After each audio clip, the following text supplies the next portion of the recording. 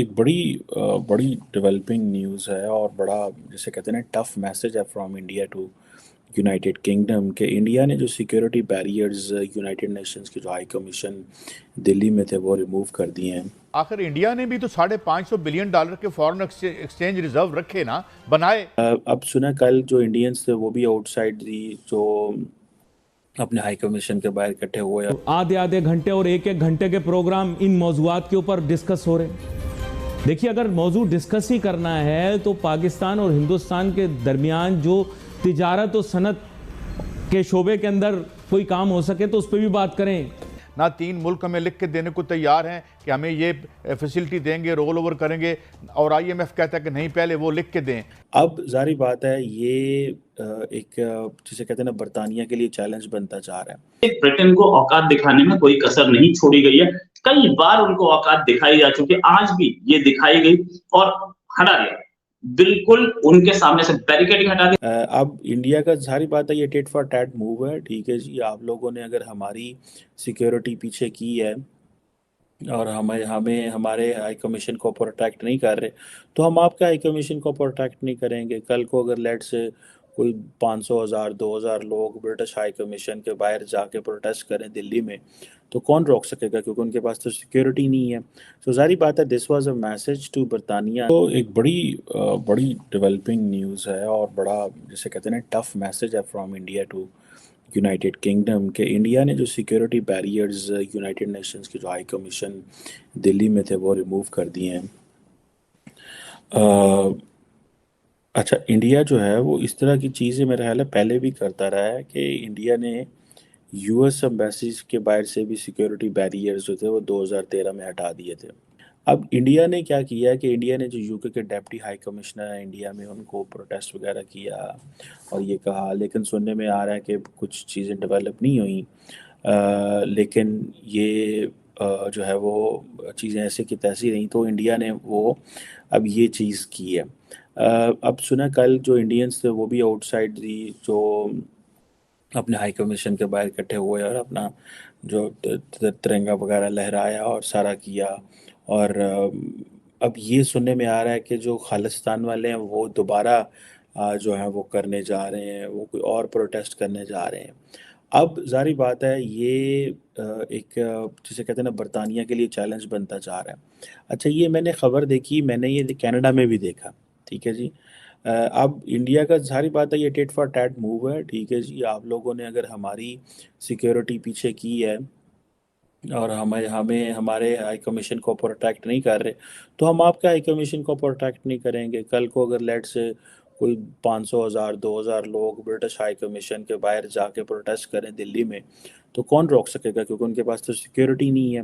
तो जारी बात है this was a message to बरतानिया कि भाई आप हमारे लोग हमारा जो कंसर्न्स हैं उनको एड्रेस करें।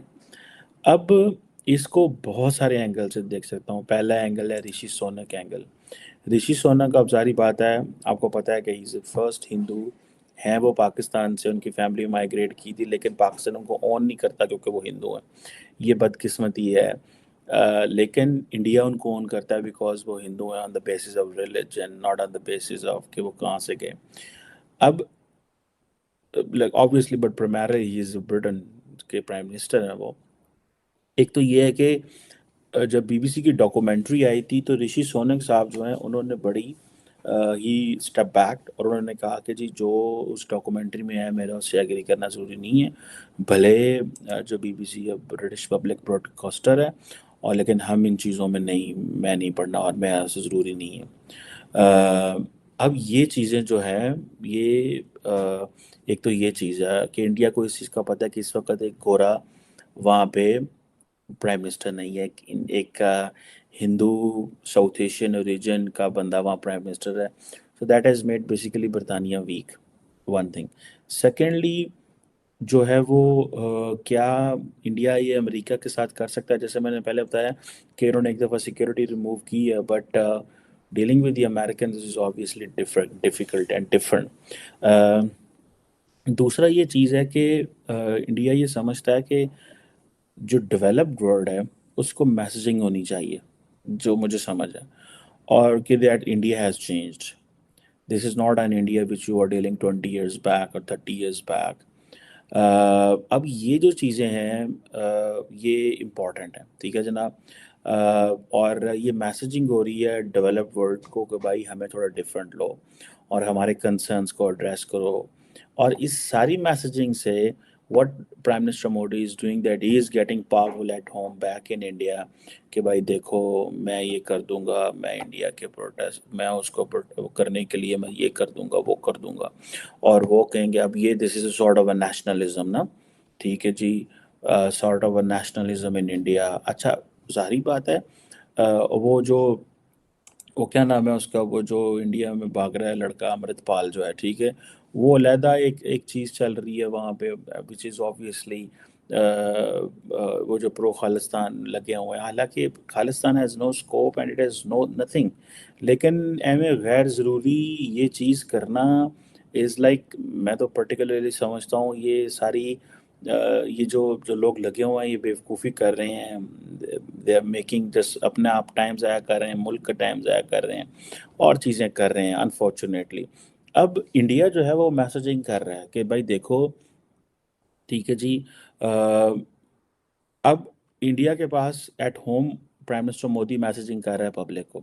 इंटरनेशनली भाई there is a Vienna Convention है और वियना कन्वेंशन में ऑब्लिगेशंस हैं that you have to protect the diplomats, you have to protect the properties because जो मुल्क होते हैं वो को अपनी सिक्योरिटी लेके तो नहीं जाते। हर मुल्क अमेरिका तो नहीं जितने जान लगे नाल अपना 500 फौजी भी, 300 फौजी, 200 फौजी भी लेके या 100 फौजी भी लेके अगर उनको ज़रूरत पड़ती है। खैर वो अपनी सिक्योरिटी का बंदोबस्त करते हैं बिकॉज उनका सिक्योरिटी का दुनिया में क्योंकि उनकी पॉलिटिकली एक्सपोज्ड है बहुत ज़्यादा और बहुत सारी वजूहत की वजह। अब हर मुल्क दूसरे मुल्क में जाके सिक्योरिटी नहीं साथ लेके जाता। अब जारी बात है सो इंडिया जो है वो समझता है कि जो यूके की गवर्नमेंट है वो नहीं कर रही जो उनको करना चाहिए।